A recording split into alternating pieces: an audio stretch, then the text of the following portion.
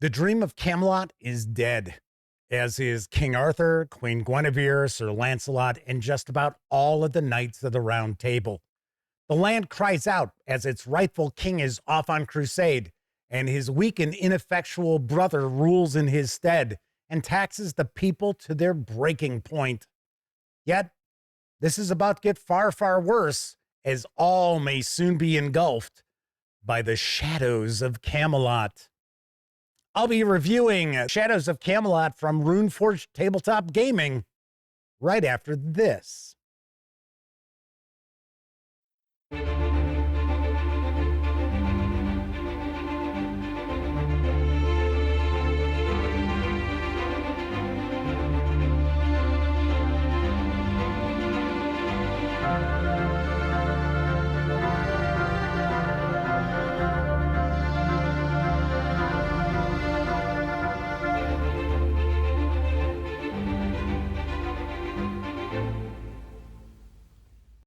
Happy holidays, gang, and welcome once again to the Duct Tape Studios. I'm Jeff McAleer, your host here at the Gaming Gang channel. Thanks for joining me once again. Before I dive into today's review, I do want to mention if you enjoy the Gaming Gang and would like to support the outlet, you can do so in a few ways. First, by utilizing our affiliate links to the One Bookshelf sites, such as DriveThruRPG, and to do so, simply visit thegaminggang.com, click on one of our banners. That way, if you happen to make a purchase, I get a small portion of that sale. You can also make a one-time donation by way of PayPal or become a monthly member of our Patreon. You'll find links in the show notes. Also, down in those show notes, you're going to find an invite link to our Discord server. It's absolutely free to sign up, so be sure to come hang with the gang over on Discord. The Gaming Gang 12 Days of Reviews continues as I'll be sharing my thoughts about Shadows of Camelot from Runeforged Tabletop Gaming. This is written by William Harshman, and the 82-page hardcover with PDF can be had over at DriveThruRPG for $29.25. If you want to just score the PDF alone, you can do so for $14.99. Having said all that, let's swing on over to the other camera because here I've got Shadows of Camelot. A few things to mention before we get stuck in. First of all, the fine folks over at Runeforged Tabletop Gaming were kind enough to provide me with this review copy, but neither I nor anyone else affiliated with the Gaming Gang has received any other sort of compensation for me to share this review with you. It's important you know that. We're also not going to look at each and every page of the book. I do want to give you a really good feel for what you're going to find inside. Then lastly, this is an adventure setting for Shadowdark. There is also an introductory adventure at the end of this book. So if you're a player and your game master has picked up Shadows of Camelot, maybe they just haven't started running it yet. Maybe they're talking about picking this up. Keep in mind, there are spoilers ahead. So you have been warned. Also, if your game master is kicking around picking this up, let them know about this review. That way they can approach Shadows of Camelot and make a far more informed buying decision. First thing we're going to do is take a peek at the credits page. Let's give credit where credit is due. Of course, most of the credit goes to William Harshman, but still, here's our credits page. As I mentioned, this is an adventure setting for Shadowdark, which also means that with a little work, you could convert this over to just about any other old school Renaissance role-playing game fairly easily, at least in my opinion. So this is not necessarily a structured adventure campaign or adventure in itself. This is quite a bit of kind of a hex crawl sort of approach. This is very sandboxy. It's very important you keep that in mind, because if you approach this thinking, well, this is going to give me a step-by-step. Okay, so this is going to happen first, and then we go to there, and then this leads to that. You are going to be seriously disappointed, because even though there is a bit of a campaign structure, it gives us 3 different acts that you can follow. This is very freewheeling. This is very seat of your pants. So keep that in mind. Now, we do have an introductory adventure at the end of this book to get things kicked off, but there is a ton which is going to be left up to the devices of the game master and the players. So there are adventure locations where there are no maps. There are dungeons. There are no maps. So you're going to have to create these things on your own. That might be a huge turnoff for some people. But once again, keeping in mind, this is for Shadowdark, and Shadowdark tends to be pretty freewheeling in its approach. It is very rules light in its approach to everything. We do have some encounters, and then we are going to get into our map and its locations. So this is a mashup of the Legend of King Arthur as well as Robin Hood. The Age of Camelot is over. The king, the queen, Lancelot, most of the Knights of the Round Table are all dead. Well, they're all undead because they are the Shadows of Camelot. And for the king and the Knights of the Round Table, for the most part, they are trapped within the ruins of Camelot. They are kept there by magical means, which are actually beginning to fail. You also have Morgan Le Fay, or in this case, Morgana, who is searching for the Holy Grail, which is referred to as the Divine Chalice in Shadows of Camelot, in order to resurrect Mordred. And if that happens, things are going to get really bad really fast. So we've got a few different things going on here. Now, I got to be honest, I don't think they all tie together extremely well as far as the way this is presented. But I can also see that this was William Harshman's kind of homebrew campaign, and that kind of carries over.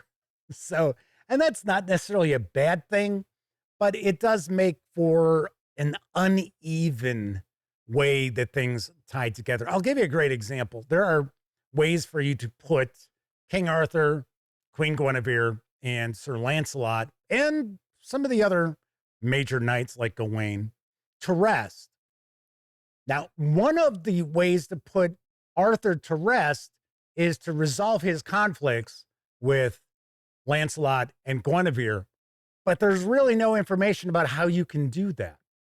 Whereas if you look at the little adventure locale that the ghost of Queen Guinevere haunts, there is a way to put her to rest.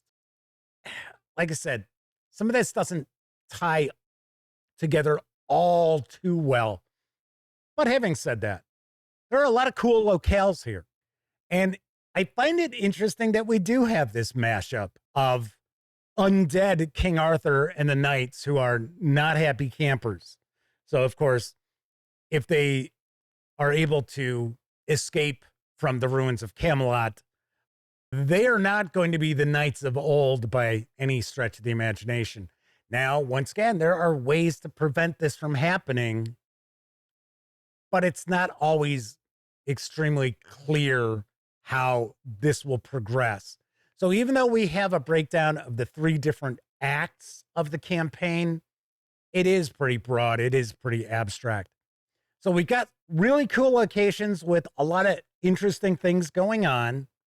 Then we'll move into our bestiary section, which we've got a lot of entries here. I thought that was very, very cool that we've got, as an example, we got King Richard's Royal Griffin. We have Morgana Le Fay. If Mordred happens to be resurrected using the Grail.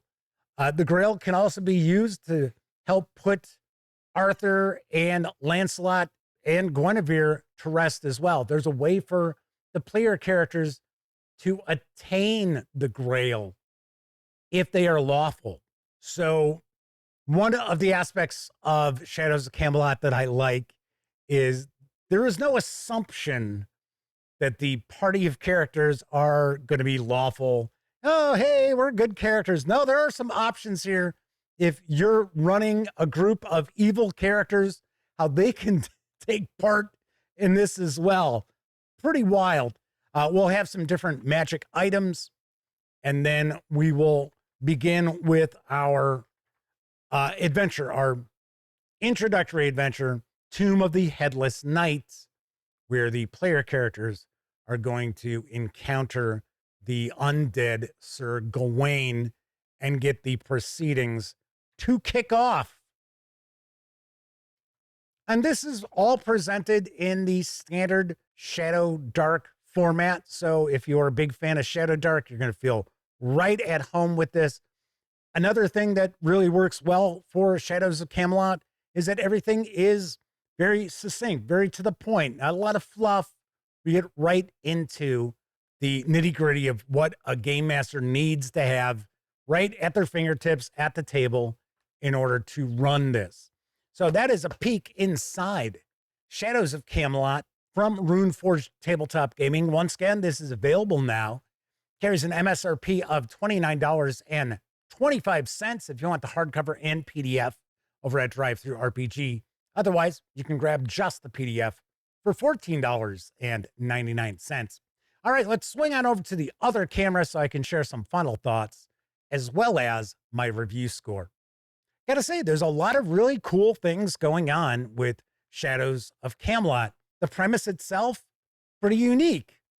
It's Robin Hood. So you got Robin, the Merry Men, you've got Prince John, you've got the sheriff. Well, it's not Nottingham here, it's Noxley. But we've got all of that where it's a sandbox that the player characters can kind of jump around in. And then on top of that, we've got the specters of undead from Camelot, most of who are trapped within the ruins of Camelot, which are actually hidden by this magical mist, but the magic is failing. So you've got essentially a pissed off undead King Arthur who is far more powerful in death than in life, and the Knights of the Round Table. And if they escape, things are not going to go well for the populace of Albion. And then we also have Morgan Le Fay, who is looking to find the Holy Grail in order to resurrect her son Mordred, who was killed by the king and in return killed the king. And that's why Arthur and his knights have been cursed by Morgana, because the king killed her son. So if he's resurrected, well, things are not going to be good either as far as that goes. So pretty cool how all of this is laid out there. I got to be honest, it doesn't tie all that well together. It does really feel like a mashup as opposed to a cohesive whole. But I got to be honest, I think if William Harshman had maybe devoted another 10 pages or so to how to really tie all this together as a campaign for a game master, this would be a far stronger product. Now, of course, we do have some pretty unique locations, pretty fun NPCs at those locations, and cool things going on there as well. Now, I will point out the only keyed map that's included in the book happens to be part of the Tomb of the Headless Knights, which is the introductory adventure, which concludes the book. So a game master is going to have a good amount of work ahead of them actually designing these locations. If there's a bit of a dungeon area or something like that, they're going to have to create that. So there is going to be some work ahead for a game master who wants to utilize this. Got to point out, this is a campaign setting. This is not an adventure campaign. So if you're a game master and you approach this thinking, oh yeah, this is an adventure campaign, I'm going to pick this up, I'm going to run it, it's going to have all these adventures in it.